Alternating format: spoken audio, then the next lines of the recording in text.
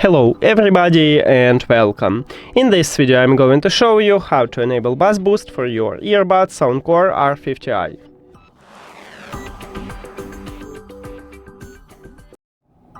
You have to start by open SOUNDCORE application, and if you add your earbuds to the application you will see it at the device list.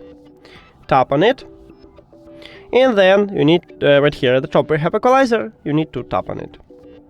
To enable bass boost, firstly we should use Soundcore Signature preset. So click on it, and then you need to enable bass up. So near to the bass up we have the slider, you just tap on it, and if you have this blue background it means that it's enabled. And we did it. That's it.